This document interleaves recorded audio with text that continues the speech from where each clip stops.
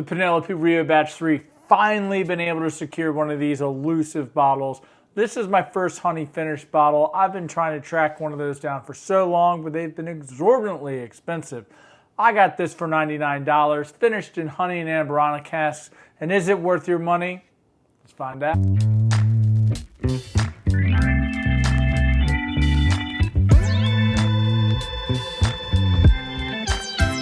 Welcome back to another episode of Neat Bourbon. My name's Tanner, and today we've got the Penelope Rio Batch 3. Now, this is a 4-grain bottle coming in at 74% corn, 12% wheat, 9% rye, and 3% malted barley.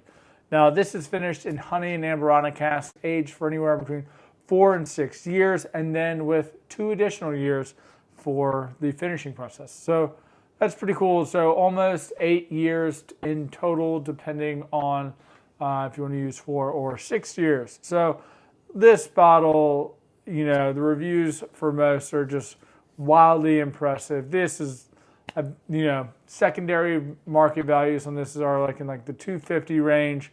I was finally able to find one of these for $99. Bought it without hesitation. So super pumped to give you guys a review on this today. Man, I don't know. I mean, I've never had a honey finished bottle before, but man, that is straight honey on the nose. Man, honey, cinnamon, a little kind of like a cake there.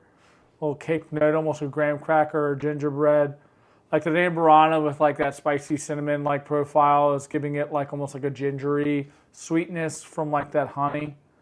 But I mean, this is so sweet on the nose. It really doesn't smell like a bourbon, honestly. It smells more like a liqueur. This is coming in at 98 proof. Yep, 98 proof. So not picking up much proof at all. But I mean, the nose is outrageously sweet, incredibly desserty. But that honey is way up front, like a rich honeysuckle. Anyways, off to the palate. Cheers.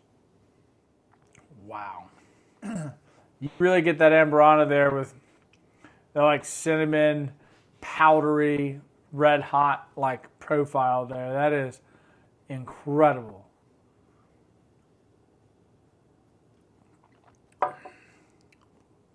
Man.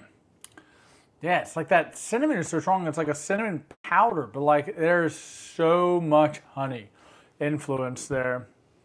That is an impressive flavor. And again, that honey is so sweet. It's almost caramelized, almost, and with that cinnamon, with that caramelized honey, gives me a gingerbread profile there, which is really interesting. Not really picking up much oak. The finishes are incredibly dominant on this. I just gotta say, it does not really taste much. You don't really taste any of the underlying bourbon. You're really just getting those 2 finishes. So if you're not a finished bourbon guy, this is gonna be the worst thing that you could probably ever have, because it really kind of tastes more on the liqueur side. I will say that the proof is nice. When I say the proof is nice there, I mean it doesn't taste super syrupy thick, artificially syrupy thick, similar to how the Angel's Envy rye finish in the Caribbean rum cask, because they have some additives in there to make it literally taste like a syrup thickness in terms of the viscosity there. So that's not the case here. It is very thick, but not actual syrupy thick. So let's go into the finish. So in terms of the finish, all of those flavors are really sticking with you. That honey and the cinnamon are the 2 predominant, flavors that I'm getting there. That, again, that caramelized honey with that ginger note that I'm getting, that is shining through there on the finish. It is a little bit drying. That's where I was saying that cinnamon is more of a cinnamon powder, a plume of powder there. So it is a little bit drying there on the finish, but overall, I mean, the flavors stick around with you, so it's got a relatively decent finish. Not much of a hug, but I am getting a little bit down there. So my final thoughts on this bottle are, if you like honey and you like cinnamon and you want to drink honey and cinnamon, like this bottle is for you. I mean, for me personally, like I don't like this like much at all. Like when I go to drink whiskey, this is really not, something that I really reach for or would reach for. Like the finishes are just so strong, and it is kind of thick there on the palate. But like that honey, it just doesn't really taste like a bourbon. And like I was never really a big rum guy, so like a lot of rums are just way too sweet for me.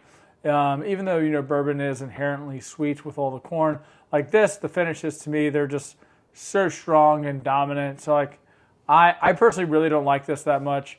And I mean, to be honest, I'd even go out and say like this is probably like my least liked bottle that I've opened in a really long time.